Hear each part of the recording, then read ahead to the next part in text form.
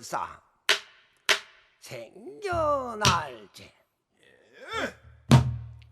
강산정기 타고 난다 조선국 광해도 해주수양산 자락에 한산의 아이 태어날지 가슴에 7개의 검은 점이 있으니 북두칠성 정기로다 이름을 응칠이라 지었더라 응칠이 6살 때 아버지 안태훈 씨가 정변에 연루되어 피난지를 찾아 나설 적에 신천군 청계동이라 아해에 타고난 성질이 가볍고 급한지라 무거울 중자를 써서 중군이라 개명하니 중군이 거동바라 글 공부에는 전혀 관심 없고 총을 들고 산에 올라 수접에만 열중할제 나르는 새도 단번에 쏘아 마치고 달리는 짐승도 대번에 거꾸로 뜨리니 백발백중 명사수라 하루 난 동무 하나에 염려하여 이르기를 너희 아버님은 문장으로 세상의 이름을 떨치는데 너는 왜 하필 무식하등한 직업을 자처하는다? 안중근 하는 말이 옛날 초나라의 패왕 항우는 글 공부를 안 했어도 만고의 영웅이라 항우가 장부라면 나도 또한 장불러니 다시는 그런 말 마라 일갈하니 될성 푸른 나무는 떡잎부터 알아본다고 타고난 영웅이 분명구나 어와 세상 사람들아 이제부터 우리가 안중근의 거사를 판소리로 한번 엮어볼 터인즉 좋다 잘한다 아문 그렇지 주임새 들러가며 호연지기를 길러보세 잘한다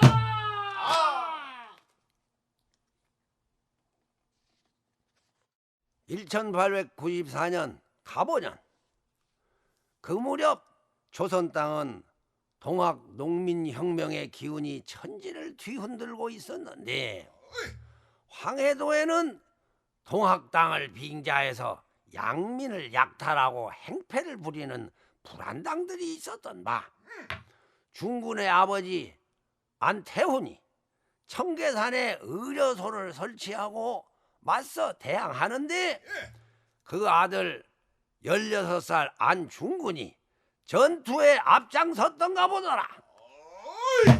때는 섣달 엄동설하니라. 동학을 빙자한 도당들이 갯발 장검을 비껴들고 정계산으로 쳐들어와서 야숙에 돌입한다. 안진사 부대는 그 수요가 불과 70여 명이라 모두들 겁을 먹고 안절부절 못할 적에 안진사가 말하기를 만일 우리가 그대로 앉아 포위 공격을 받게 되면 저 많은 적군에 도저히 대항할 수 없을 터 오늘 밤 우리가 먼저 나가서 적병을 기습한다. 없기요.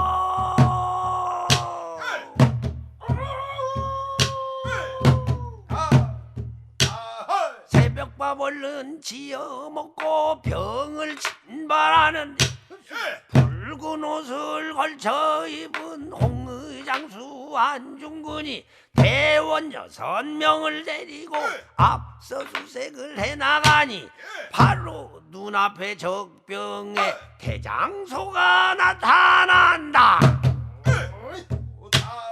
안중근 사방을 둘러보더니 지금 적진을 습격한다면 큰 승리를 거둘 수 있을 터 다들 준비하시오. 대원들이 놀라면서 우리는 불과 7명인데 어찌 저들을 대적하리요? 겁을 먹고 주저하니 안중근이 지시한다. 병법에 이르기를 적을 알고 나를 알면 백전백승한다 했소.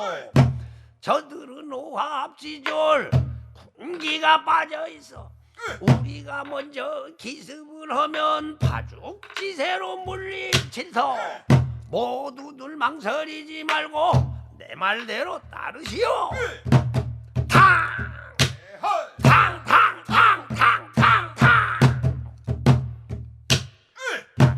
같은 총성 소리에 전지가 진동하고 탄환이 후박처럼 적 장소에 떨어지니 미처 대비 못한 적이 몸에 갑옷도 걸치지 못하고 손에 무기도 챙길 겨를 없이 허겁지겁 달아난다. 전리품을 수거한즉 군기와 탄약이 수십 발에 도해간 말이 수백 마리요 놓고 간 군량미가 천여 푸나 되었다더라.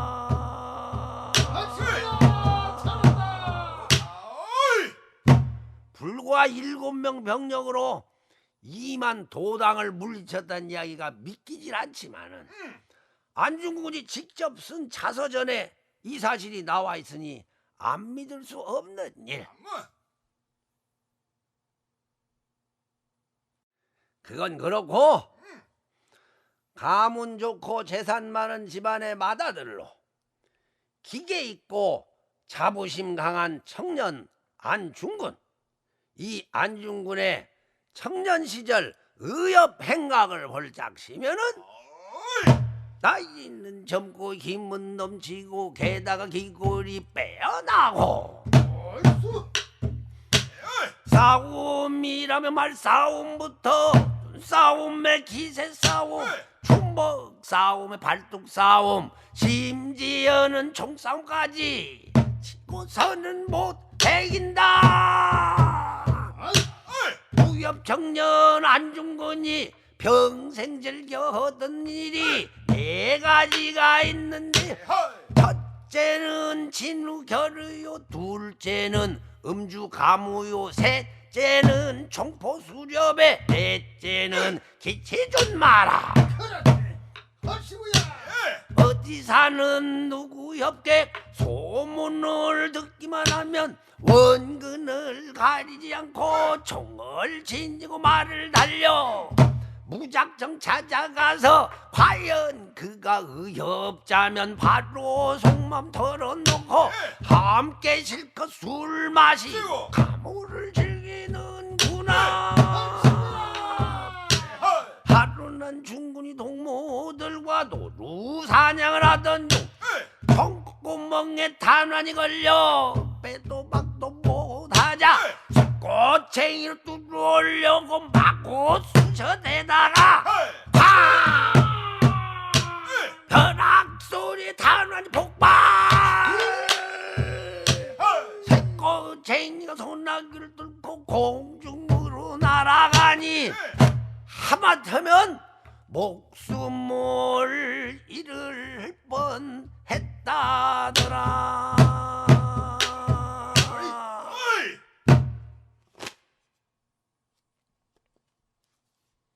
이 무렵 안중근의 일생에 큰 변화가 오는데 바로 천주교와의 만남이라.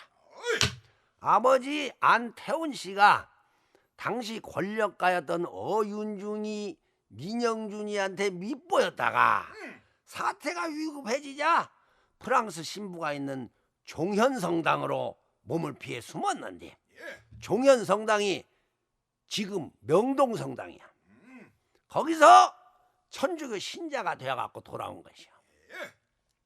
가족들이 모두 따라서 입교를 하니 중군도 따라서 입교를 하야 프랑스인 빌렘 신부한테 세례를 받고 본명을 토마스라고 하였거든. 독실한 신앙인이 된 안도마가 빌렘 신부, 한국명으로 홍석구 신부여. 이 빌렘 신부 따라다니면서 사람들에게 전도를 하는데 형제 자매 여러분, 형제 자매 여러분, 지금 나에게 별미가 있고 귀한 재주가 있거날 이 음식은 한 번 먹으면 장생불사하는 음식이요. 이 재주를 한 번 통하면 누구라도 능히 하늘나라로 올라갈 수 있는 바. 형제 자매 여러분, 내 얘기를 귀담아 들어주시오. 모두 전지 만물 가운데 사람만이 존귀한 까닭은 사람의 혼이 신령한 때문이라. 혼이라고 하는 것에는 세 가지가 있는 바. 첫째는 생혼이라, 이는 초목의 혼이며 둘째는 각혼이라, 이는 금수의 혼이고 셋째가 영혼이라, 이는 천명의 본성으로서 하느님이 사람의 대중에 부어 넣어주시는 불사불멸하는 것이라. 그렇다면 하느님은 어떤 분이십니까?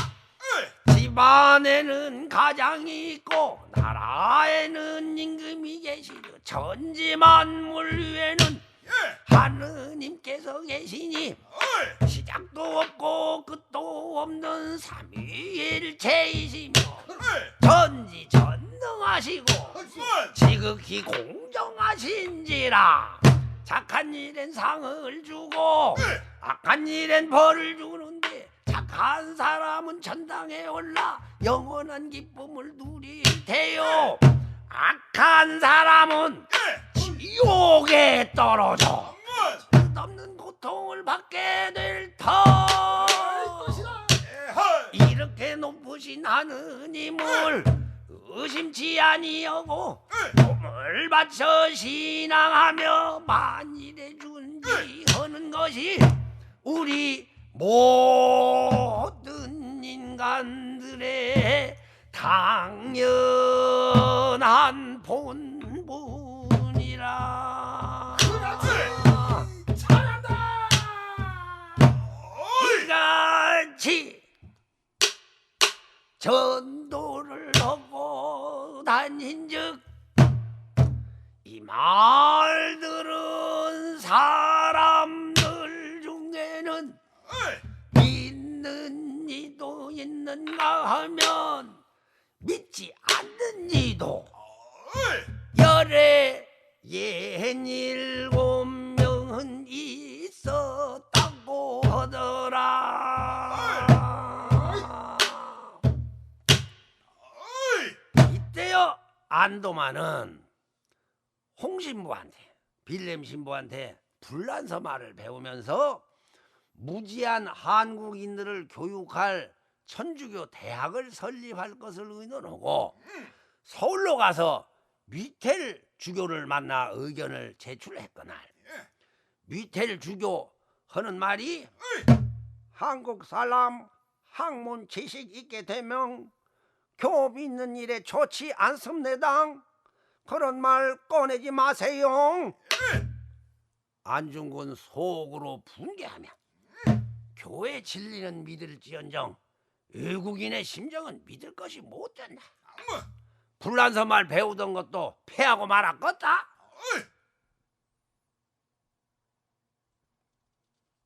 이후 안중근은 신앙인으로서 의롭고 용기 있는 행동들을 실천하며 지냈으니 천주교를 비방하는 금광 감리를 혼자 찾아가 따지다가 수백 명 일꾼들한테 맞아 죽을 뻔한 일, 서울 사는 김참판이 옹진 군민 돈 5,000냥을 빼앗아 가로챈 즉 혼자 찾아가 직접 담판하여 받아낸 일, 또 한가라는 못된 병영 위관이 교인의 처와 집을 강탈한 즉 그자를 진치하러 갔다가 재판소 검사관과 논쟁한 일, 이렇듯 힘있고 행세하는 놈들 단독으로 찾아가 따질 것 따지고 받을 것 받고 담판하는데 선수가 됐지.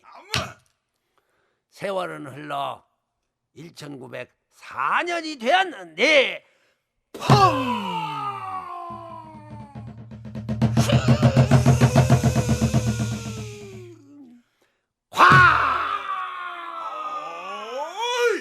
인천항에 정박한 러시아 함대를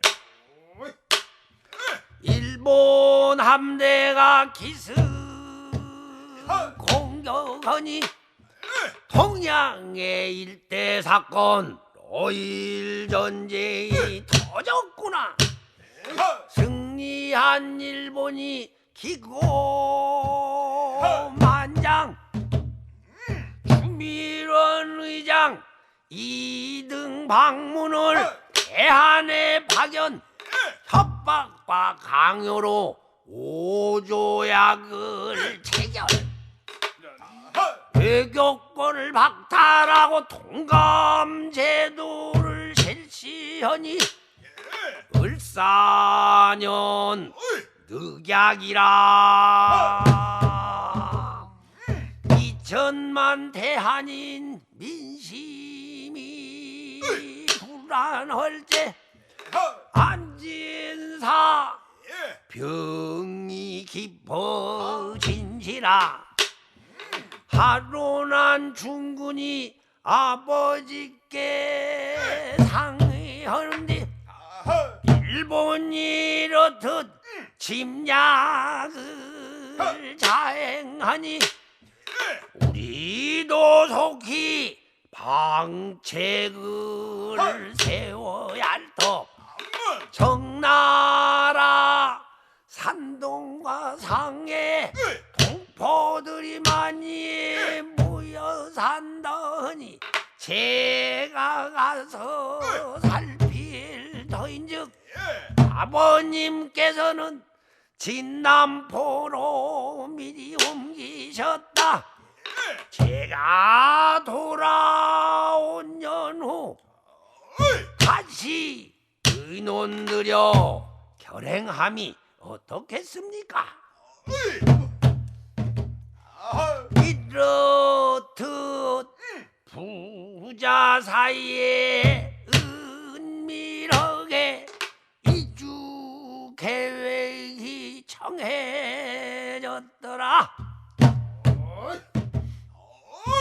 안중근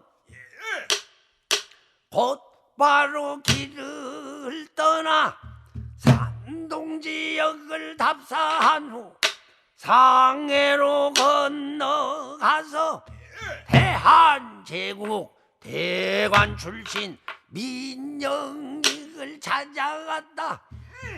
운전해서 하인에게 박대를 당하고 돈 많다고 소문난 서아무개를 찾아갔다. 이런 지하 초면에 거절을 당했구나. 안중근이 단식하다가 하루는 어느 전주교당에서 뜻밖의 전에 알고 지내던 르각 신부를 만났더라. 르각이 말하기를 고래 사람들 모두 몽땅 토마스처럼 해외로 도망치면 고래안은 텅텅 빌 것이니 있는 곳잎 뽕고기 원하는 방. 토마스는 얼렁 당신 나라 고래와로 돌아가서 와. 돌아가서 와. 안중근이 말을 듣고 신부님 말씀이 옳습니다. 그대로 따르겠습니다. 잘가시오. 지체 없이 진남포로 돌아온다. 돌아와 보니 가족들이 진남포에 도착하긴 했는데 중도에 아버님이 병세가 중해져 세상을 떠나신지라 중근이 황망하여 서둘러 청계동으로 달려가 시금을 전폐하고 상례를 갖추는구나.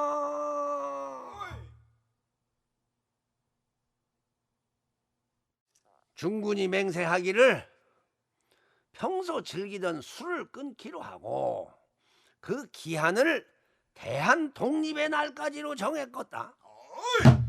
이듬해 3월 1906년 재산을 전부 정리하고 청계동을 완전히 떠나 진남포로 이사와서 돈의 학교 삼흥학교를 설립해서 교육사업에 나섰지.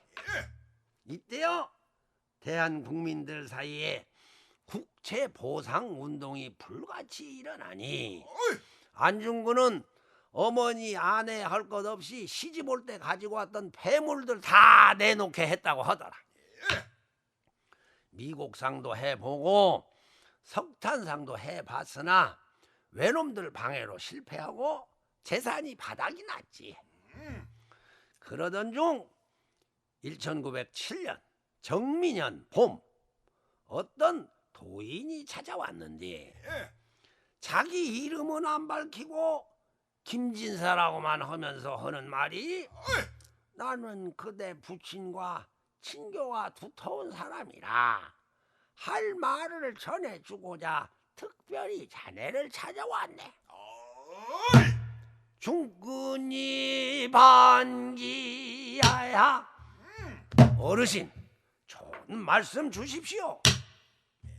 노인이 몸을 곳곳이었더니 나라가 위란한 이때에 그때 같은 기계 있는 사람이 어찌 그냥 앉아서 죽기를 기다리려 하는가? 중군이 자리를 고쳐 앉으며 그럼 무슨 계책이 있겠습니까? 노인이 잠시 생각하더니 백두산 넘어 간도와 러시아령 해삼이란 데는 100만이 넘는 한국인이 자립하여 살고 있는 바 군의 제주로 그곳에 간다면 큰 일을 이룰 수 있을 터. 내 말을 명심하게. 중군님 무릎을 꿇고 어르신 각별하신 가르침 반드시 따르겠나이다. 서로 말을 마치고 작별하였다더라.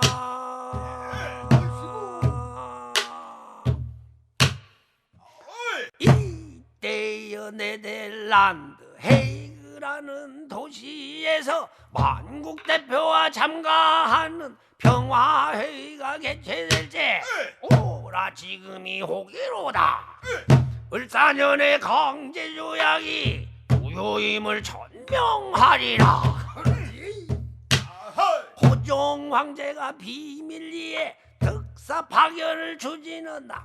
법률에 밝은 이준 검사를 선발 특사로 지명하고 블라디보스톡 체류하던 이상서를 정사로 하여 시베리아 횡단 열차로 상트페테르부르크에 가서 외교에 능통한 이휘종을 부사로 합류시켜 헤이그에 당도한다. 회의장에 들어가려 할지 이것이 웬 말이냐. 외교권을 빼앗긴지라 출입을 거부당한다. 특사단은 각국 기자들에게 일본의 만행을 폭로하고 대한의 독립을 호소하거나 믿었던 미국과 러시아마저도 남의 일처럼 유면하니 울분을 못 참은 이준 특사가 분사하고 말았구나. 약육강식 제국주의 열강들의 본질이 적나라하게 드러났더라.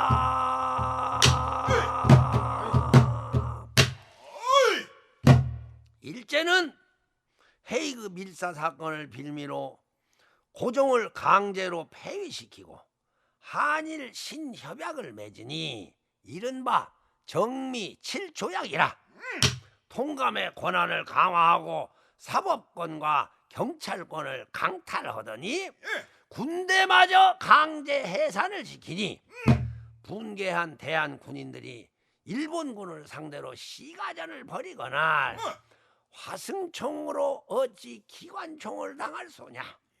수십 명이 피살되고 수백 명이 부상당한 중에 남은 병사들은 무장 해제를 당했구나.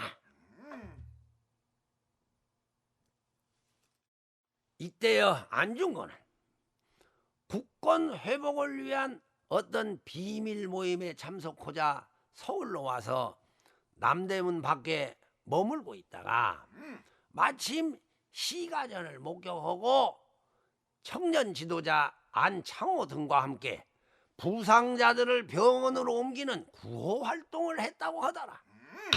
군대가 해산되는 현장을 직접 목격한 안중근은 이로써 의병투쟁, 무장 독립투쟁의 필요성을 더욱 절감하게 되었겠다. 안중근 행장을 급히 차려 조국 강토를 떠날 결심을 할지 정근 공군 두 아우를 불러 아내와 어린 자식들을 의탁하고 어머님께 하지 인사 올린 후에 바삐 기차에 몸을 싣는구나. 압록강 건너 간도 땅에 당도하니 곳곳에 이미 일본군이 두둔하야 발붙일 곳이 없는지라 동쪽으로 계속 가니 러시아령 블라디보스토크라. 그곳에는 한국인 청년회가 있어 중군이 청년회 임시 사찰을 맡았더라.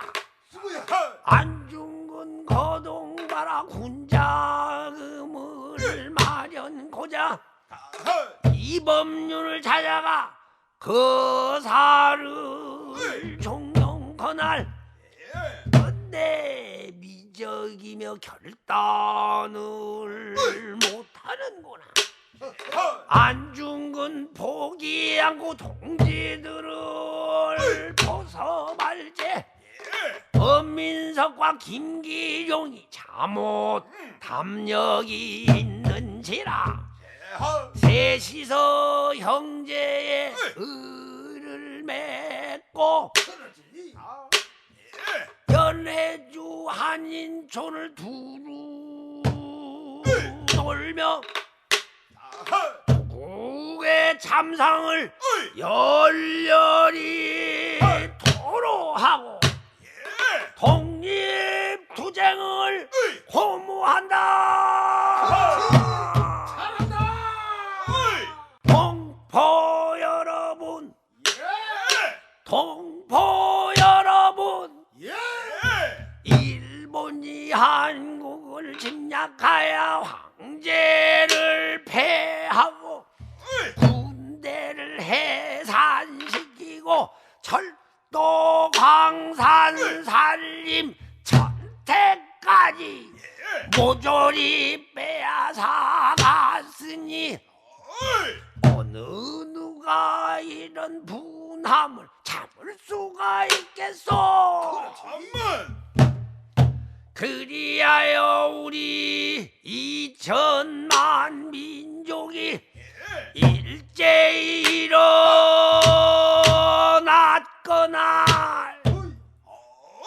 강도의 무리가 우리를 폭도로 몰아 온갖 살육을 자행하니 이는 모두 일본의 늙은 도둑 이등방문이란 자의 책략이라.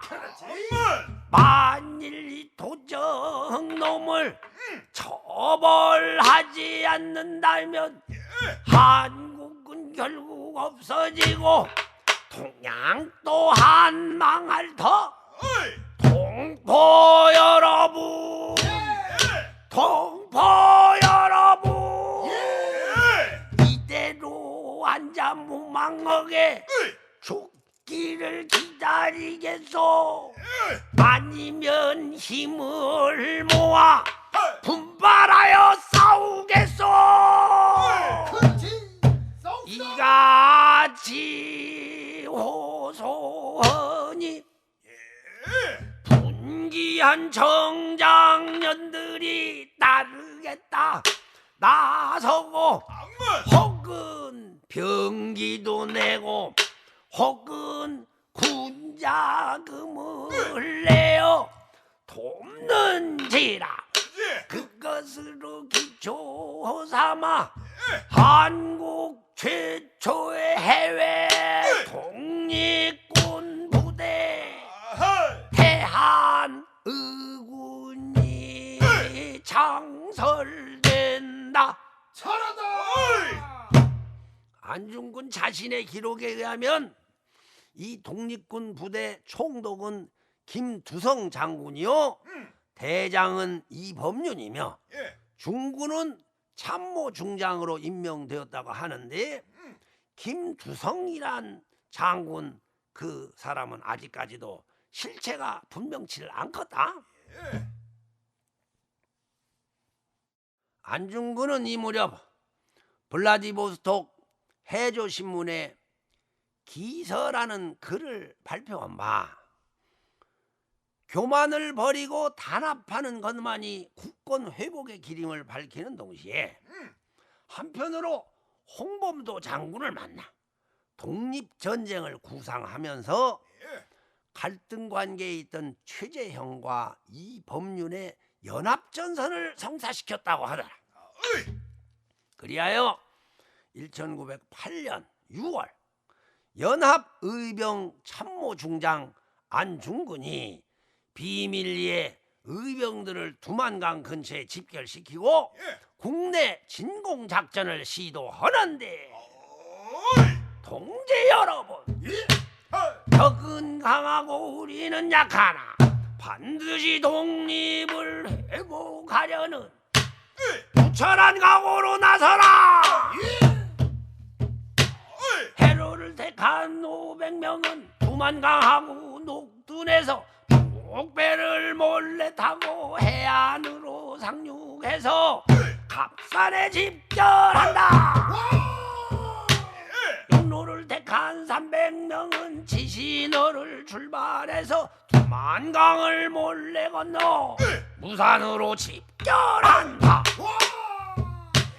양부대가 연합하여 회령을 점령한 후 두만강 상류 지역에 거점을 마련한다.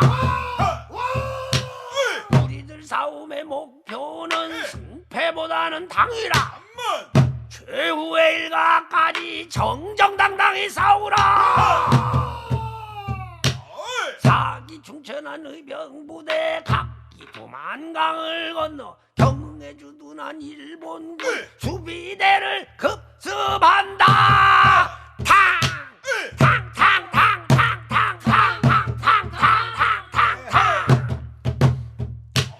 일본군 수명을 사살하고 수비대 진지를 점령하니 막강 일본군을 상대로 벌인 독립군 최초의 승리로구나.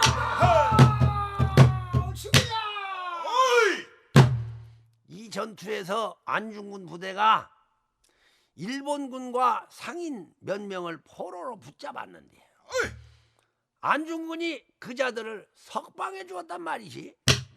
만국 공법에 따라 포로 대우를 해준다 하는 명분으로 말이지. 의병 내부에서 당연히 반발이 나오는데 일본 군들은 우리를 잡으면 참혹하게 죽이는데 우리가 잡은 놈들을 도로 풀어주면 우리 목적은 무엇이란 말이오? 그렇지 않소. 우리마저 저들처럼 야만적인 행동을 해서야 되겠소? 만국 공법을 준수해서 열강의 호응을 얻어야 국권을 회복할 수 있는 것이오. 설득을 했지만은 쉽지 않은 일이라.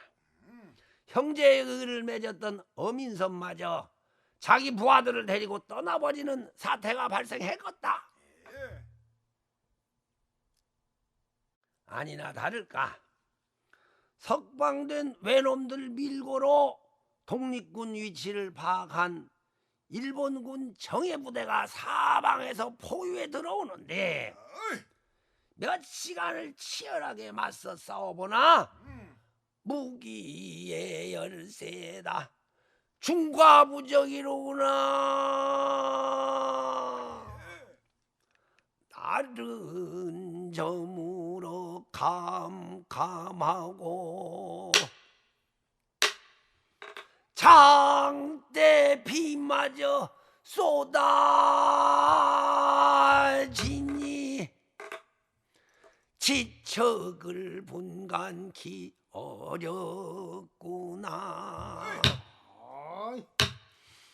의병들 험한 산속을 헤맬 적에 신발은 벗겨져 맨발인디 매서운 칼바람과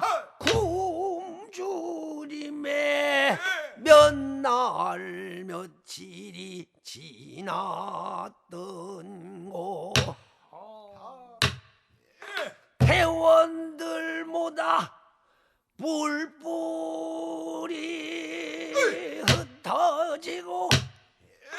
남은 사람 불과 4명이라 어찌할지 방도를 의논할제 나는 어떻게든 살아 돌아가야겠소. 차라리 일본군 포로가 되면 살 수 있지 않겠소?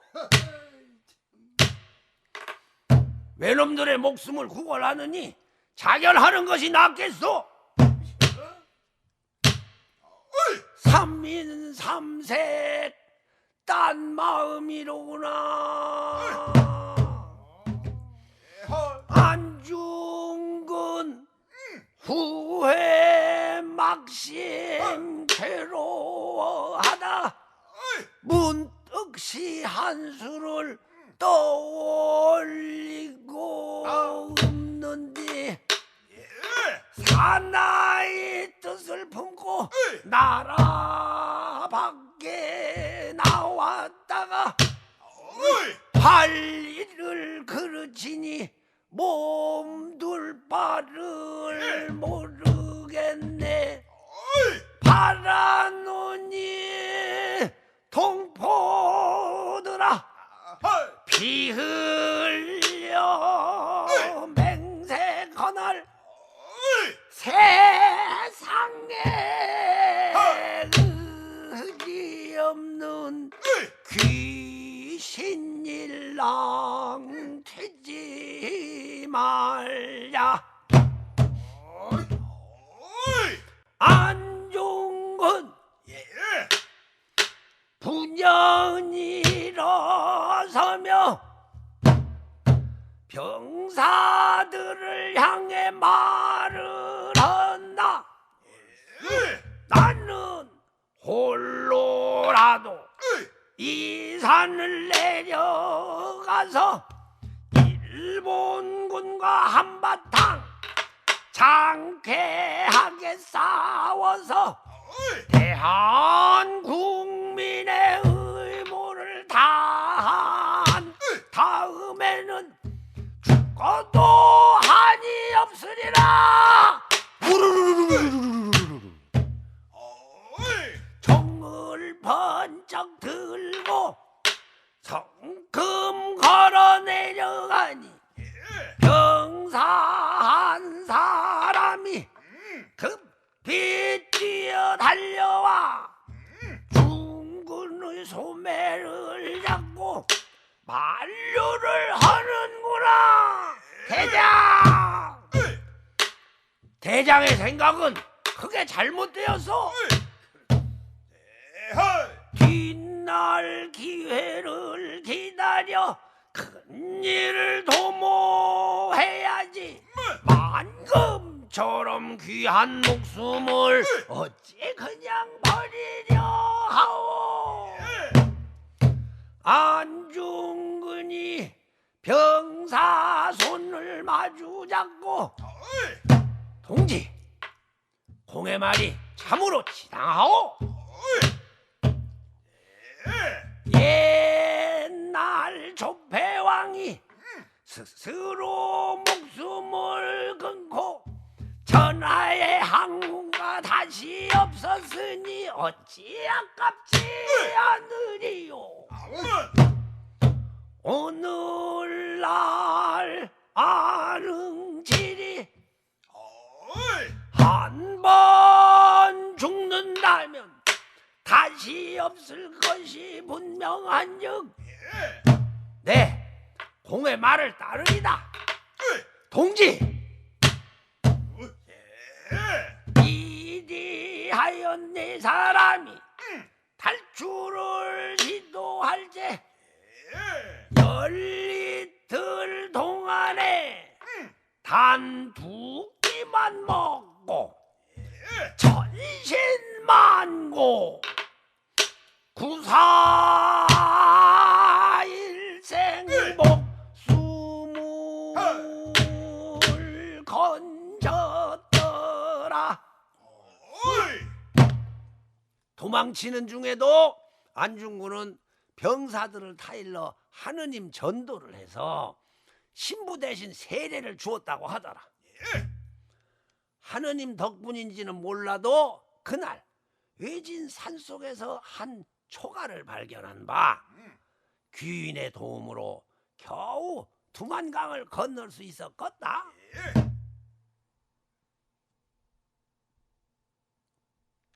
블라디보스토크에 돌아오니 동포들이 위로하며 환영회까지 열어주었지만 패전지장이 면목이 없었지. 와신상담. 그해 12월 안중근은 안창호가 조직한 공립협회의 블라디보스토크 지회에 참여해서 대동공보사를 중심으로 국내외 정세를 파악하며 때를 기다려보나 러시아마저 일본의 압력으로 한국 의병 활동을 탄압하는지라 해가 바뀐 1909년 3월 연추 엔치아로 돌아온 안중근 구국운동에 투신할 동지들을 모아 비밀단체를 결성하고 비장한 결의를 하는데 안중근이 제안한다.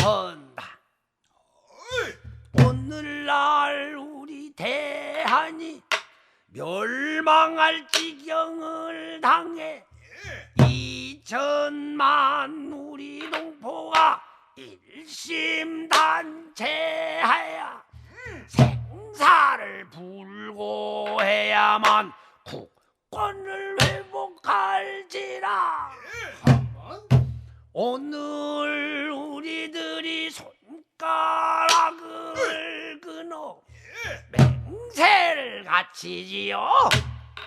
증거를 보인 다음 몸과 마음을 하나로 묶어 나라 위에 목숨을 바쳐 이의 목적을 달성함이 어떻겠소.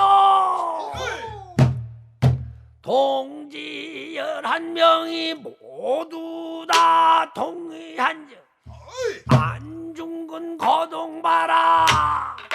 태극기를 펼쳐놓고 왼손 약지를 끊어 맹세를 선보이니 다른 동지들도 따라 나서 약지 손가락 한마디를 분연히 잘라내니 선혈이 낭자하다.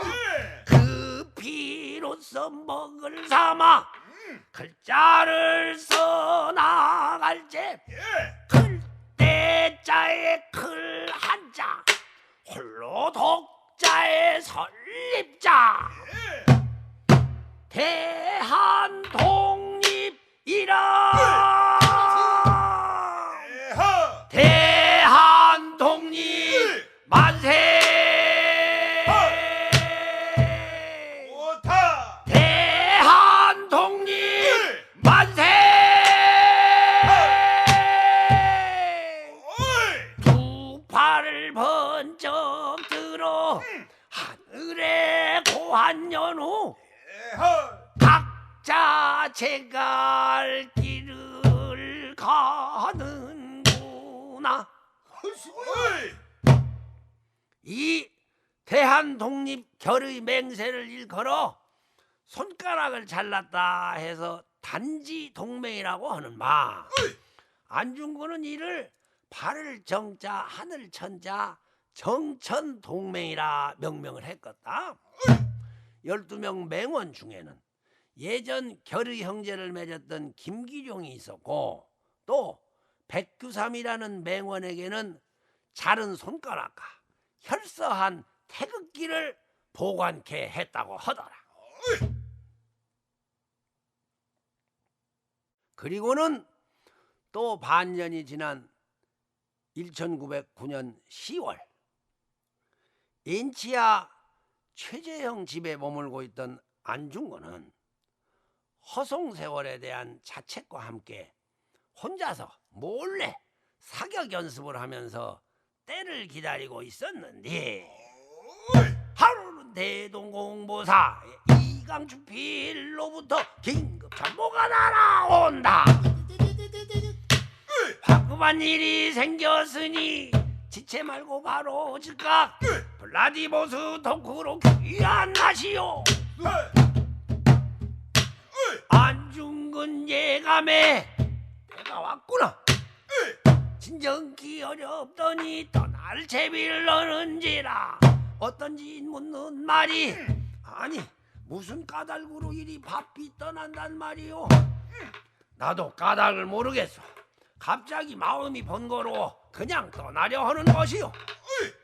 그럼 지금 가면 언제 돌아올 것이오? 돌아오지 않을 것이오. 괜히 여기 그날 안중근 작별하고 급히 길을 떠나는구나.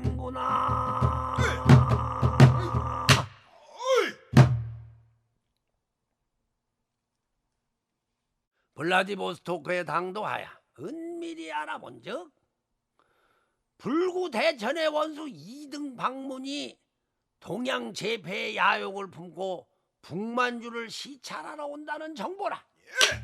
안중근 늙은 도적 끝장낼 생각을 하니 춤이라도 출 만큼 기쁜 마음이나 공연히 떠벌렸다가는 낭패되기 십상이라 속내를 감추고 극비리의 계획을 세우는데 거사 장소를 할빈으로 잡고 우덕순이라는 의병 동지와 동행키로 된 바 10월 21일 밤 블라디보스토크역을 출발할 때 대동공보사 이강이 배웅을 나온지라.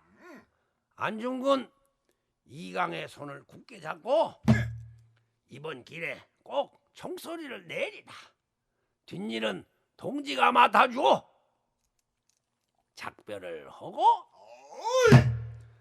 안중근과 우덕순이 각기 권총을 휴대하고 3등 열차 칸에 올라 할빈으로 향한다.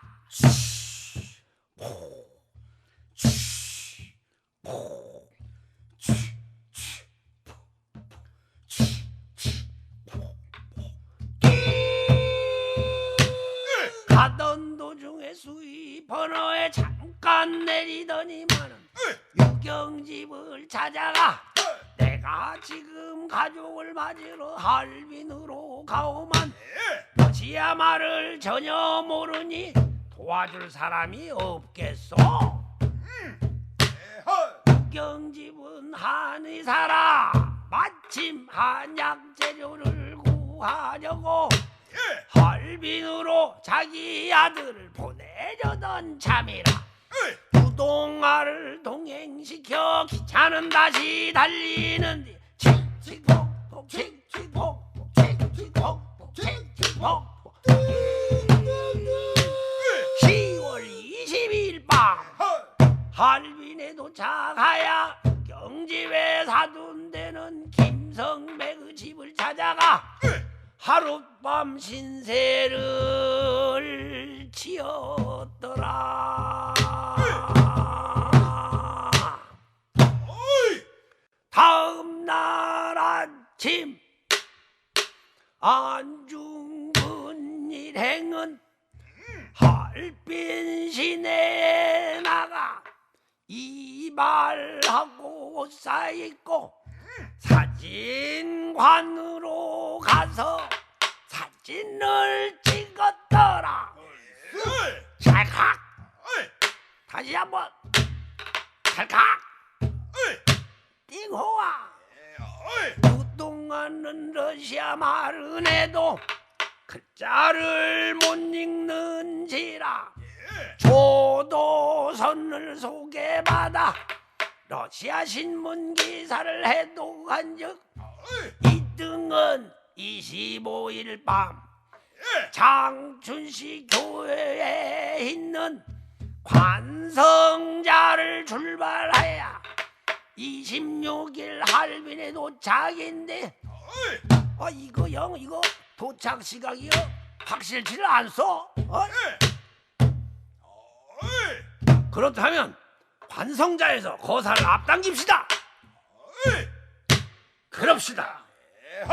이리 작정하니 안중근 강계하야 그날 밤 여관방에서 시한수를 지었더라. 당부가 세상에 처함이여 그 품은 뜻이 그도다. 때가 영웅을 지음이여 영웅이 때를 만드는 도다. 첫날을 내려다보며 어느 날 태엽을 이룰고 동풍이 점점 차오이며 장사의 의기가 뜨겁도다. 훈계하여 한번 감이여 반드시 목적을 이루리로다. 쥐도적 이등이여 네 목숨이 내 손에 달렸도다. 어찌 일이 될 줄 알았으랴. 사세가 본래 그렇도다. 동포여 속히 대업을 이룰지어다. 만세만세여 대한 독립이로다.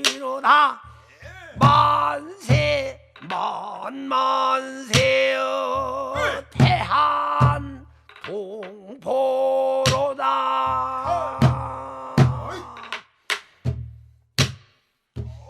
10월 24일 아침 할빈역으로 나간 일행이 관성자까지 표를 사려 하니 여비가 부족하거날 매표원이 하는 말이 여기서 가까운 제가구역에서 열차가 교차한다 스키. 밖에 정보를 얻었구나. 계획을 수정하여 유동하는 할빈에 남기고 안중근 우덕순 조도선이 제가구에 급히 가서 역장에게 물어보는데 한국서 오는 가족이 있어 얘까지 마중을 왔는데 기차 도착 시각을 알려줄 수 있겠소스까? 제가구 역장은 러시아 헌병 중자인데 묻지도 않은 말까지 친절하게 답을 준다. 오늘 밤 특별 열차가 할빈에서 장춘으로 가서 일본에 대신 이또를 맞아 모레 아침 6시경 이곳을 다시 지나간다 스키. 안중근 생각에 아침 6시면은 날이 밝지 않았을 시점. 그렇다면 이등은 정거장에 내리지 않을 터 어찌 거사를 할 수 있겠는가? 답답한 마음으로 그날 밤을 지새다가 다음날 아침 우덕순과 계획을 바꿔 상의한다. 이등이 내일 날이 밝기 전에 이곳을 지나가 버리면 대사를 그르치는 것. 나는 오늘 할빈에 돌아가 거기서 이등을 기다릴 테니 동지는 여기 계속 머물러 상황을 봐서 행동하시오. 만일 동지가 성공을 못하면 내가 반드시 성공해야 하고 내가 성공을 못할 것 같으면 동지가 먼저 반드시 성공시켜야 할 터. 둘이 합의 헌년 후에 안중근 혼자 다시 기차로 칙칙폭폭 칙칙폭폭 칙퍽퍽 칙칙퍽퍽 할빈으로 돌아와 역사 주변을 다시 살핀 후에 김성백 집으로 몰래 가서 잠시 눈을 붙였더라.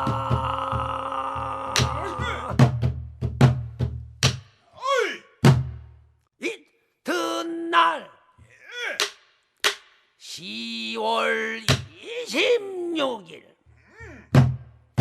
새벽에 일어난 안중근이 권총을 품에 넣고 할빈역으로 나간다. 초겨울 바람이 스산한디 벌써부터 외인들이 삼삼오오 모여들째 경계하던 러시아 병사들이 법문은 하지 않고 호기심으로 바라본다. 안중근 태연하게 역사 찻집에 들어가 동정을 살필 적에 시간은 째깍 째깍 째깍 째깍 째깍 9시가 다가오더니만 기적 소리 오란터니 2등이 탄 특별열차가 할빈역으로 들어온다.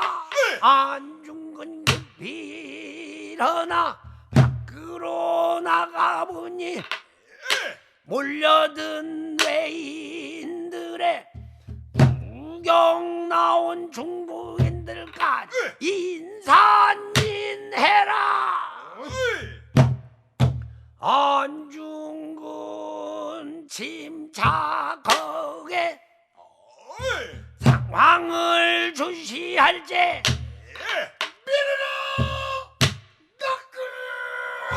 커다란 정렬 구호와 쇳소리 나는 군악대의 연주가 시작된다. 2등 방문이 열차에서 내리는 장면이라. 그 순간 안중근 분노가 북받치며 만났구나 원수 놈을 만났구나. 너를 한번 만나보자. 수삼년을 별렀도다. 침략의 원흉 2등 너를 민족의 이름으로 응징한다. 안중근 거동봐라. 안중근 거동 군중 속을 불어헤치고 성큼 걸어나가더니 러시아 군대 도열은 뒤로 바싹 다 살펴보니 군악대 저편 한물이 러시아 고관들이 일본의 대작들을 호위하여 걸어오는데 그 중에 맨 앞쪽에 누런 얼굴에다 흰 수염을 달고 있는 조그마한 늙은이가 모자를 벗어 흔들며 의기양양 거들먹대니 옳다 저놈이 등일다. 대한국 강탈의 원흉 동양평화의 교란자 철천지 원수 2등 놈을 내 손으로 처단한다. 속에서 브라우닝 권총을 뽑아들고 우르르르르 달려나가 2등의 우측 가슴을 향해 정면으로 발사한다. 거들먹대던 2등이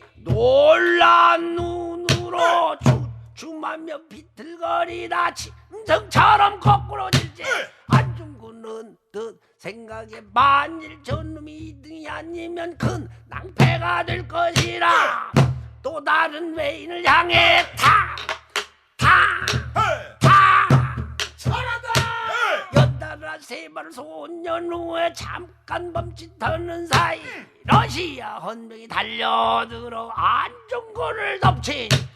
안중근 땅바닥에 나뒹굴어지고 들었던 총도 저만치 나가 떨어지는구나. 안중근 거동 봐라 벌떡 일어서며 하늘에 대고 외친다. 고래야 우라, 고래야 우라, 고래야 우라.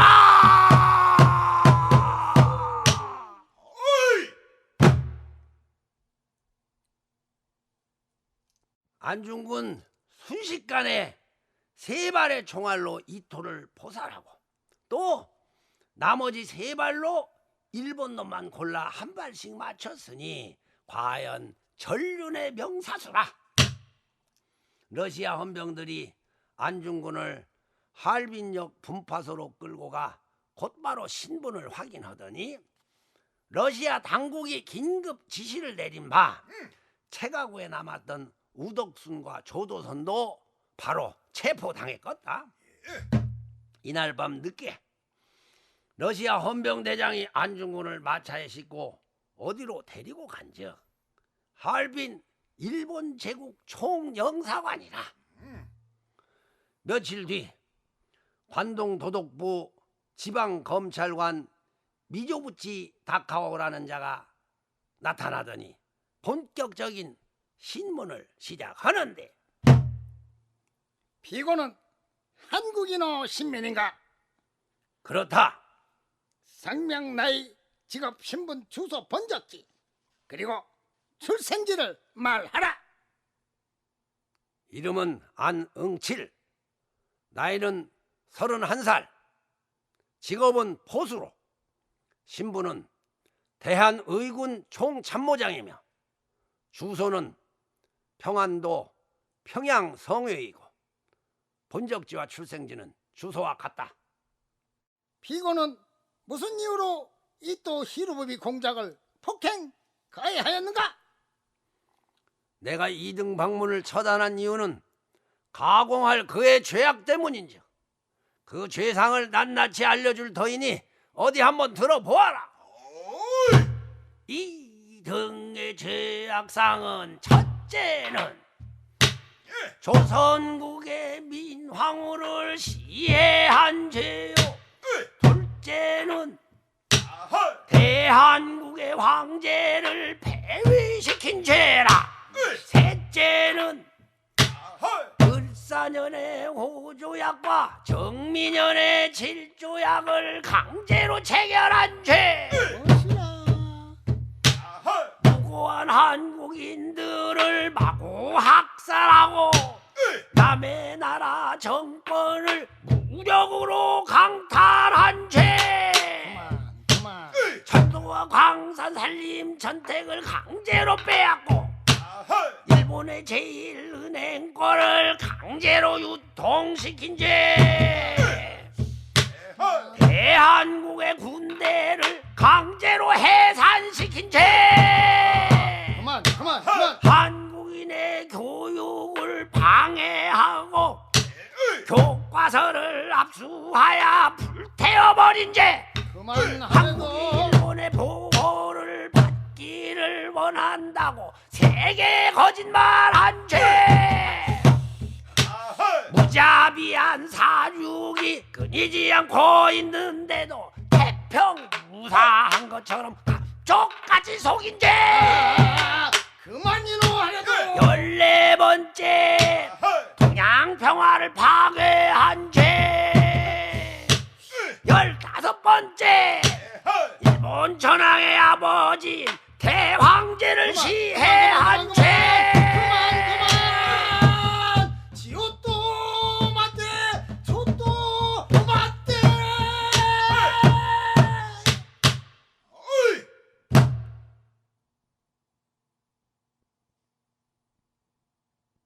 안중근의 싸움은 의병투쟁과 이토척살뿐 아니라 검사 취조 과정과 공판 과정에서 더 치열하게 전개된 바 이름하여 안중근 전쟁이라.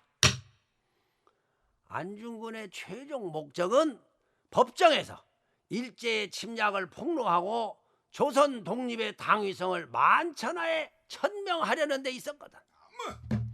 여기서 생긴 쟁점이 재판권 관할 문제라.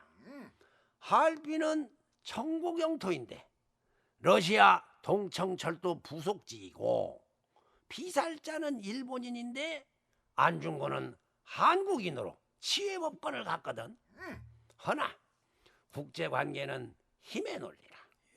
일본 관할 여순 감옥에 수감된 안중근 외 3인 해가 바뀌어 1910년 2월 여순 소재 관동도독부 지방법원 형사부로 송치되어 재판을 받게 되었거다. 안중근 재판은 각국 기자들을 비롯해 방청객들로 가득 찬 세기의 재판이었지. 법정에서 재판장 만화배와의 치열한 공방이 벌어진 바 속전속결로 모든 심리가 끝나고 이어 검찰관의 논고, 관선 변호사의 변론, 안중근의 최후 진술 그리고 재판장의 판결이 진행되는데 와타구시와 대니pongut 검찰관 니조부치 타카오です. 피고는 형제 처자와 오랜 친구들에 대하여 보통 수단으로는 면목이노 없는 처지라.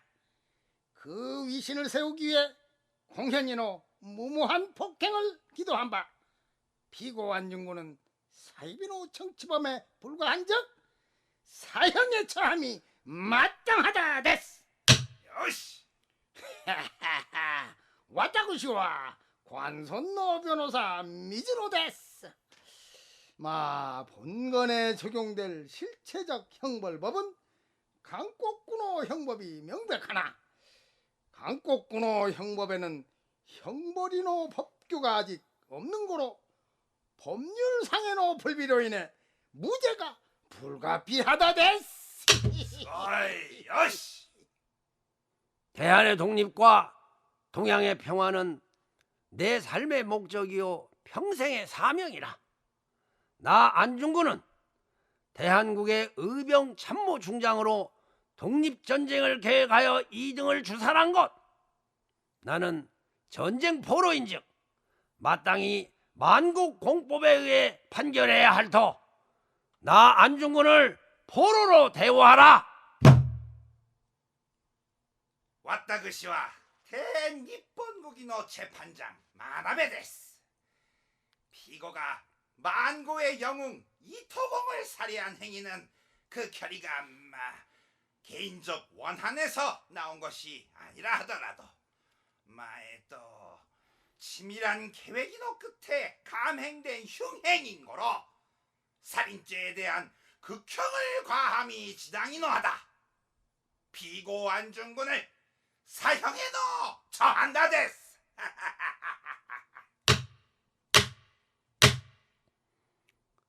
사형 선고를 받은 안중근. 재판장을 향해 태연히 묻는 말이 사형보다 더 극심한 형벌은 없느냐? 자신의 목적이 구차한 연명에 있었던 것이 아니므로 항소를 포기하고 집필에 전념한 안중근. 그가 혹한의 감옥 안에서 쓰기 시작한 자서전은 사형 선고 한 달 뒤인 3월 15일 안흥칠 역사라는 이름으로 탈고를 했으나 그가 꼭 남기고 싶었던 동양 평화로는 사형 집행일이 앞당겨지는 바람에 끝내 미완성으로 남겨졌겠다.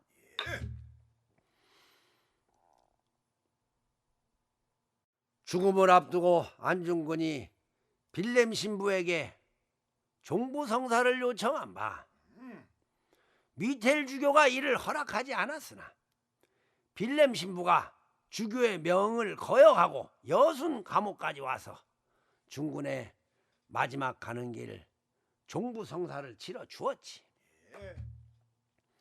사형 집행을 앞두고 정근 공군 두 아우가 면회를 왔거날 이날사 고향에서 어머니가 직접 지어준 수위와 함께 눈물로 쓴 편지가 왔는데 사랑하는 내 아들아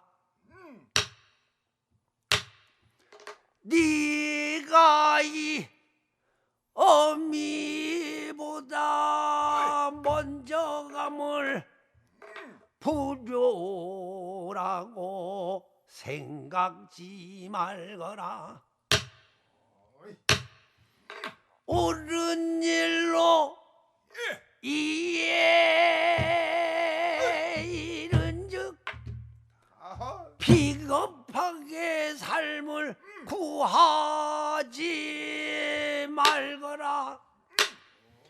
너의 죽음은 너 한 사람 아닌 대한인 전체 공분이니 태의의 목숨을 내놓는 것이 어미에 대한 효도니라. 응치라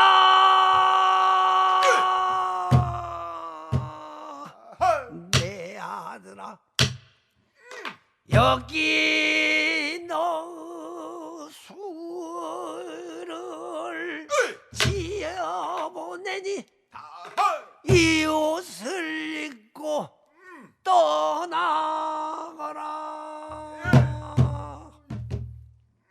현세에서 너와 못 만나더라도 하늘 나라에서 분명 다시 만날 것을 어미는 믿는다.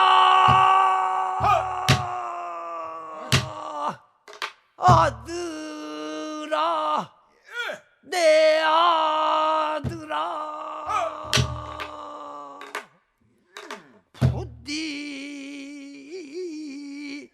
부디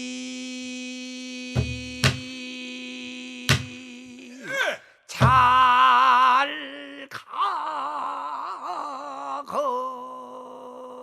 가거라.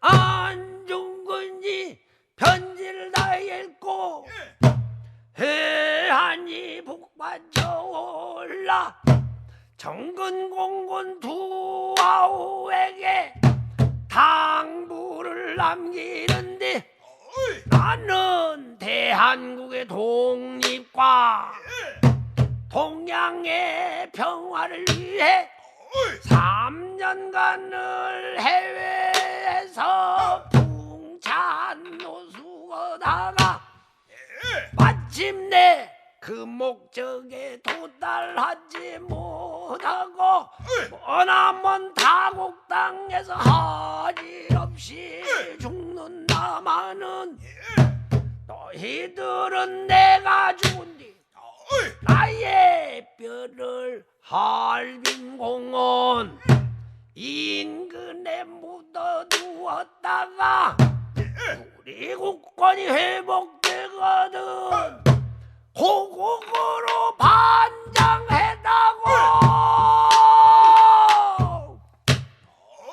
나는 전국에 가서도 또한 마땅히 우리나라의 국권 회복을 해 힘쓸 것이 너희들은 돌아가서 동포들에게 힘을 합하여 업을 이루도록 반드시 일러다오. 대한 독립의 우렁찬 소리가 전국에 들려오면 나는 마땅히 덩실 춤을 추며 만세를 부를 것이다.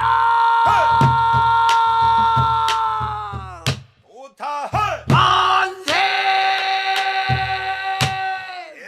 만세! 대한 독립 만세!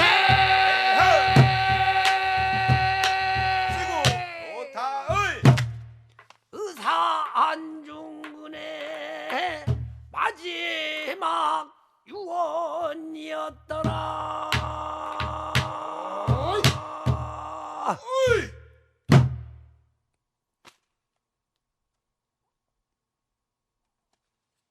3월 26일 오전 10시 간수가 와서 안중근을 사형장으로 끌고 간즉 형장 검시실에 검찰관과 전옥, 통역 등이 작성하여 집행을 진행하는데 백지와 백포로 눈을 가린 안중근 잠시 묵도를 행하였다. 이윽고 계단을 딛고 교수대에 올라가는데 이날 안중근의 복장은 지난 밤 고향에서 가져온 어머님이 손수 지어준 조선옷이었다.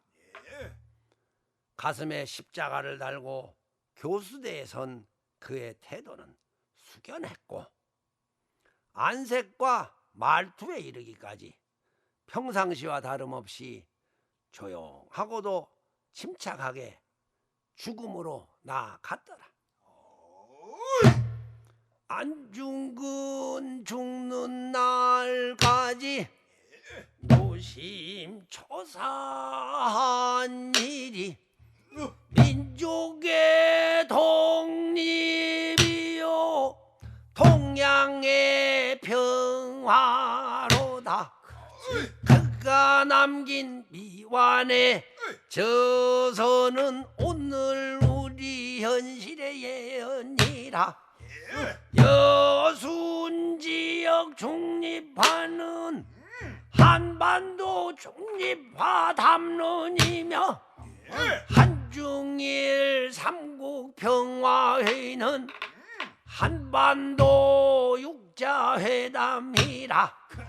삼국 공동 군대로는 동북아 집단 안보 체제요 공동은행 화폐 추진은 동북아 경제 공동체인 즉 유럽연합 EU보다 80년이나 앞섰더라. 무엇보다 놀라운 발상은 UN 같은 국제기구를 그때 벌써 예견한 것. 어와 세상 사람들아, 안중근 의사를 어찌하뇨? 더 이상 병원 의사로 알지 말고 목숨 걸 만한 일 찾아보세. 안중근 의사여, 우리는 아직 의사님의 유해조차 찾지를 못했으니 부끄럽기 짝이 없소만 우리 모두의 가슴 속이 의사님 모신 무덤이라. 안중근 의사여, 안중근 의사여.